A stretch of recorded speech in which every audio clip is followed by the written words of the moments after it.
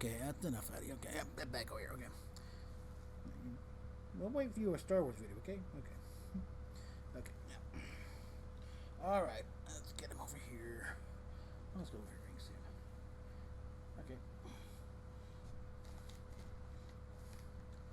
All right. Now,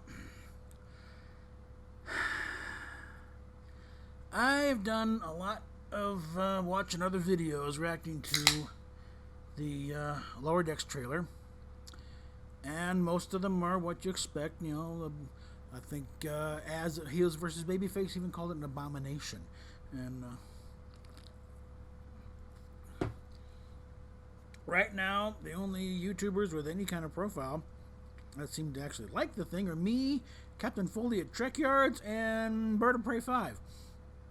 And granted, I'm kind of flattering myself by saying I got any kind of stature, but yeah, I like to think so. You got to have some ambition to be in this business anyway. But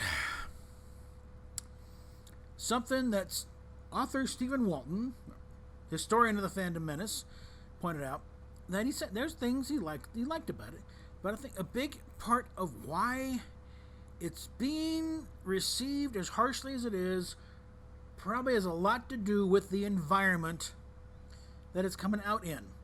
I'm willing to take this thing as its own animal. They all are. It's always a different shift and a different thing. So I'm willing to give it a lot of leeway on that score.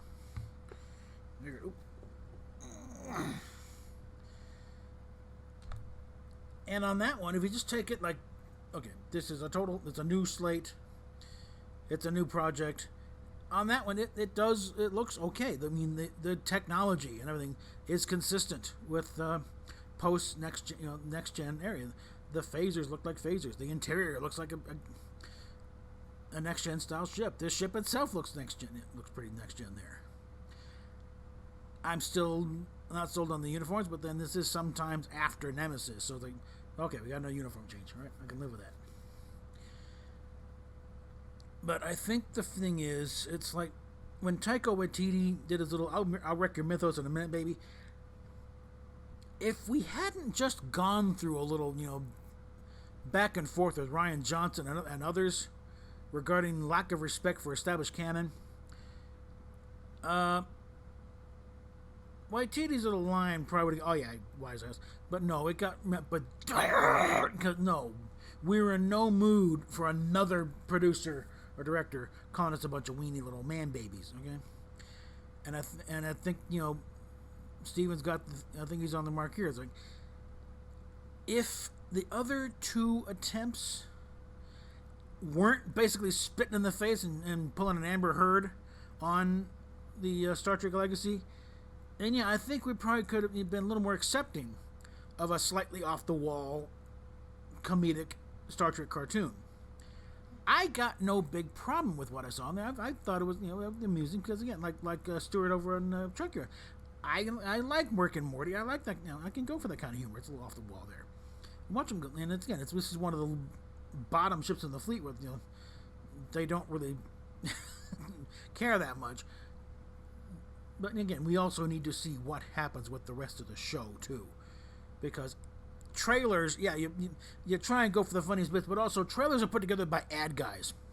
Ad guys don't think like normal people. I like to cite the example of the trailers for Star Trek 3, Search for Spock. And they didn't see what the big problem was, that they showed the Enterprise blowing up in the trailer with the voiceover and the final voyage of the Starship Enterprise. Nimoy was ready to strangle these guys with his bare hands. They never, I don't think, to this day, these guys don't understand what the hell was. But it's an exciting bit. We're trying to, you gave away a major plot point, you idiots. They didn't see what the big deal was. I mean, they had a Q on Trek BBS before I got banned for having an opinion on JJ Trek. There was a Q&A with one of the guys responsible for that trailer. And he still didn't get the point of why people were upset with that. It's like,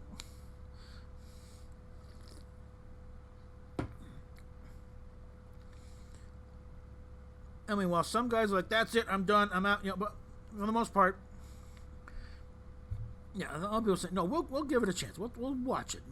But but a lot of people, it's already, already with, you know, 2 strikes, 2 outs, nobody on base, you better do something pretty damn good here. And it's on a very short leash, you know.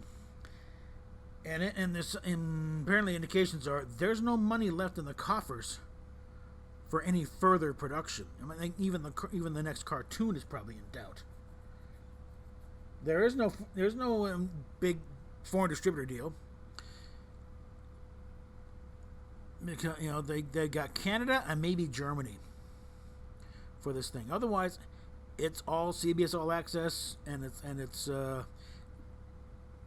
CTV Sci-Fi Channel. That's it. And again, I don't mind a little off the wall, you know, playing with the blast shields. You know, it's like. So again, and that's one of those things I want to see more context here of these scenes before, you know, getting ready to blow them out the airlock here. But again, I understand completely everyone else's reaction. I'm not going to say, "Oh, you people are not." No, I understand. And if I hadn't, you know, had any appreciation, I'd be right there. That's it. This is stupid. You know, kill them all. I'm hoping that if this is a success, that they do end up turning out a really good show that people like, that CBS has enough control over this thing that they can tell Kurtzman to go get stuffed. Remove Secret Hideout from any part of it, because there's a lot of shows on right now that had Kurtzman involved. The CBS owns enough of, like, Magnum PI and MacGyver, that no, they're gone. The Peter Linkoff thing is part of it. They're getting rid of him, but they're continuing production with those shows, just not with the boneheads who are running it. And I think hopefully the same will apply here if this turns out to be a big one, and they don't take the wrong lesson of, oh, I guess Kurtzman's finally figured it out. No, don't do that. He is incapable of learning the lesson because he doesn't like he's never liked Star Trek. He's admitted that he was a Star Wars guy.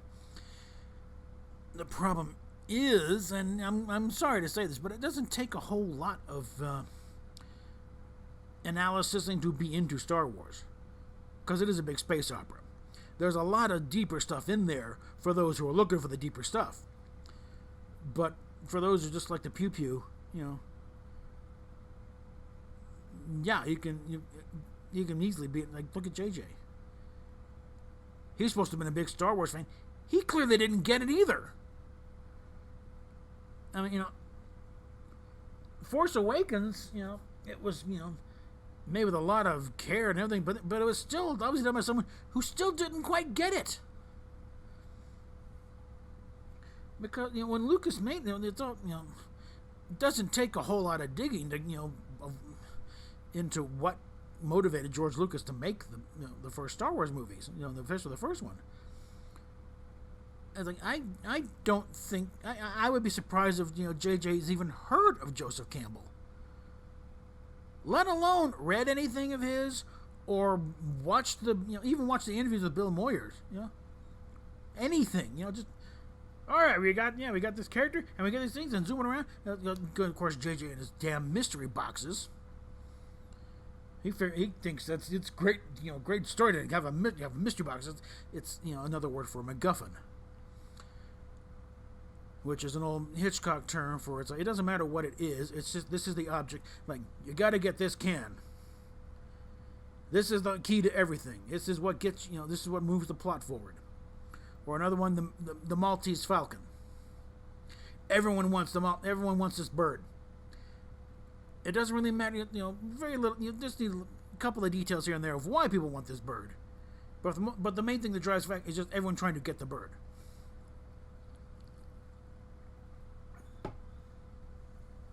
And you want a case of a proper thing of subverting expectations? That's a good model to follow. When they finally get the damn thing. And find out that it's not some mystical. It's just lead. You know, it's just a piece of junk. You know, that's subverting expectations right there, because that's been built up all through the damn movie. That's supposed to be some almost mystical object that everyone's willing to kill for, And when they finally get it, it's just a bric-a-brac thing.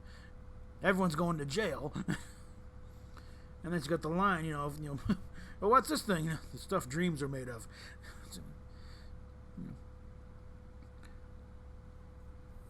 That's another lesson to you there. Don't discount old movies. They knew what they were doing back then. But I will give it, because I was hearing, like from Mecca and Rob and all, that at the panel at the Vegas Con, these were the only guys really that, aside from the old cast that was showing up because of reunion time, they were the only ones producing new stuff that seemed to know what the hell they were doing or had any clue as to what they were doing. There's these guys that were legitimate fans. But again, even being a legitimate fan doesn't necessarily mean you know what you're doing. You got to have the skill set to execute it. And the guy in charge, it's like, when you dig a little bit, it's like there's a lot of stuff where he was really a production assistant on certain things. He was assisted writers, but he didn't really write much of his own. And once again, let's look at the old series, all the old series. Very few times did you have a writer make his first ever sale to Star Trek. Yeah, you had David Gerrold, you had Ron Moore, but those are the exceptions. Most of the time, these guys were veteran writers. Here's a guy who had been writing like westerns since the 50s, and cop shows and everything else.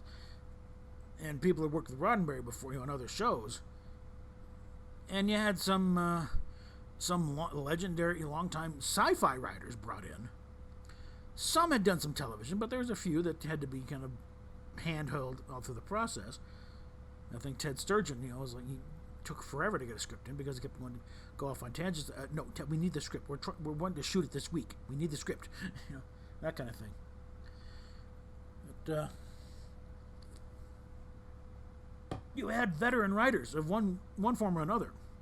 It was great if you had ones who were experienced in TV and in sci-fi. Because then it cut down the workforce normally. Sam Peebles, he's the one delivered the pilot that sold. Where no man has gone before. But he'd run shows. He didn't just he had produced shows back then, so he knew well what was needed. So, speaking of pilots, there's been a little revisionism going on amongst my colleagues at Midnight's Edge, and I'm flattering myself by calling them colleagues here. But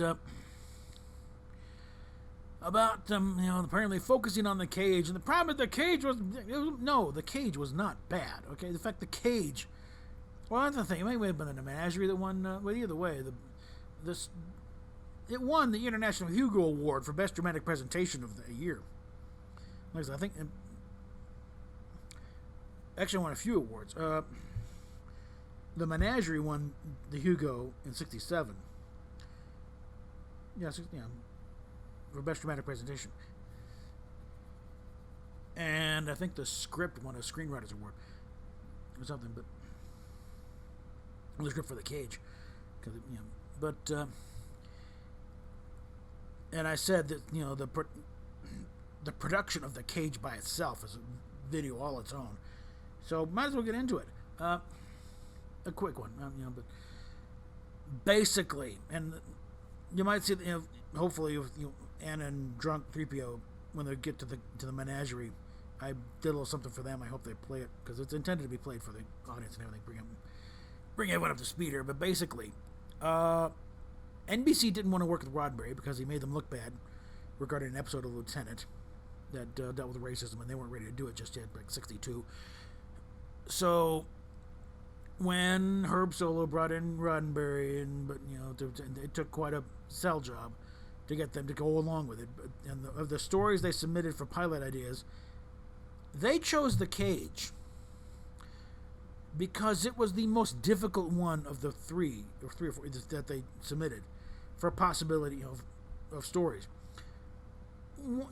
partially to to really put Roddenberry to the test. So you want to do a show with us again? You better prove you can do it. So they picked the hardest one, and I think also they're kind of hoping that he's not going to. If he fails, that'll give us an excuse to gracefully tell him to go pound sand. But he did produce it. It was the most expensive television pilot ever made at that point. And it did suitably impress the execs at NBC. One of them said that they really felt like they were on a ship going out there, going out and exploring things. So in this case, okay, fine. We want these following changes made, these cast member changes. And of course, the Legendary said we don't want the female second in command. Not because we don't believe female second in command, it's because it was Gene Roddenberry's girlfriend. They knew about it, and they weren't going to put up with that kind of crap. But they also, the Legendary, and while you're at it, get rid of the guy with the ears. And at that point, that's all Spock was the guy with the ears. They hadn't put any real development much into his character. I think in the early things, they said it was half Martian. And he, derives sustenance through a metal plate in his belly. No, so it never went bye-bye. And the original thing also said he was red-skinned, but the thing is they put it up in black and white. It looked like he was wearing blackface. That wasn't going to fly even then. So, but the whole thing was, okay, fine. You impressed the hell out of us with this one, but it's like, this ain't going to work. Cause, they wanted Jeff Hunter back too, but Jeff Hunter was impossible to deal with, mainly because his wife.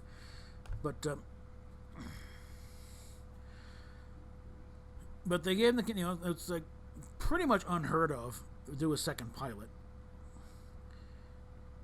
You might find one or two other examples, and even they're going to stretch on the definition a bit. But it was also warned, it's like, this better be the space western you promised us, Gene, or else.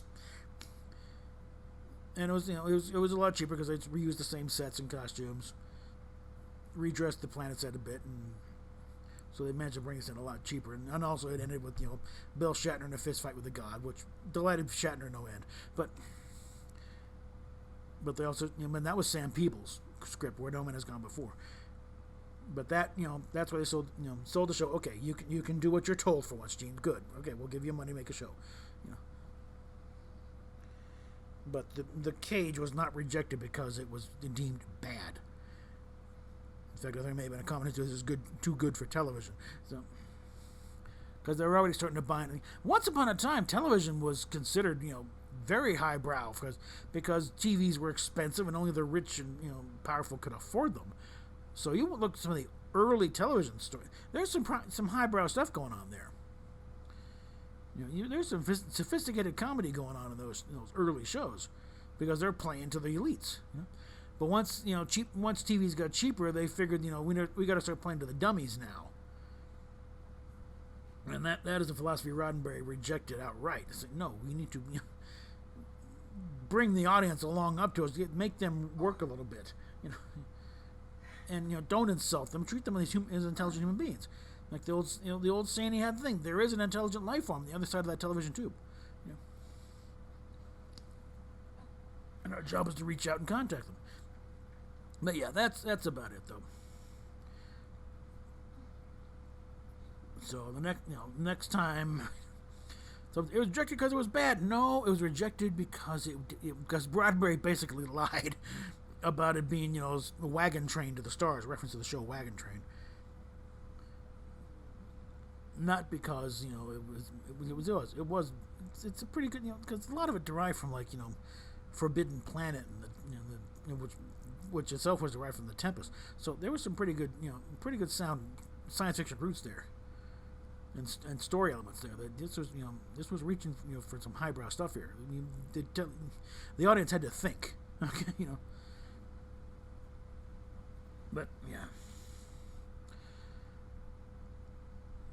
But as far as Lower Decks goes, I was not particularly disappointed by it. But then again, I'm also not really expecting a lot out of these guys either. So it's pretty easy to satisfy my expectations. Okay, that's not as bad as I was thinking. But I also fully understand why everyone else is losing their shit over this thing. Oh my God, they're killing it. It's like, let's give it a chance. Okay, let's let it give him a chance to get up here. Hey, Baby Yoda's looking forward to it, ain't you? Yeah? Yep, okay. So, with that, PayPal, Patreon down below. And also Subscribestar. Need a few more Subscribestar, guys. Because that one's real close to getting paying off. But Subscribestar is something that they don't... There's conditions when you can get payouts from Subscribestar. Either when it hits above $50, or when you got more than 5 members subscribed up. I've got one, but it's also 26 cents away from hitting $50. So I don't know if it's going to be either or it has to be both. That's not particularly clear on the website. What if that has to be both of them or just one or the other. So it'd be nice to get some more people in there signed up. It's like $4.99 a month. That way you can get over the hump there, and start getting the money going that way. And again, because a lot of people don't want to do Patreon. In fact, I'm down to one patron on there. He's doing $5 a month. God bless him, but it's like that's no longer something I can rely on. And I've actually got a couple of members. They've joined the channel through the YouTube thing. It means I got to start doing some members only content. But anyway, so it's going to be a little bit, getting a little more busy here. But go ahead, click a link, pick a link, I don't care. And we will come back at you later. So.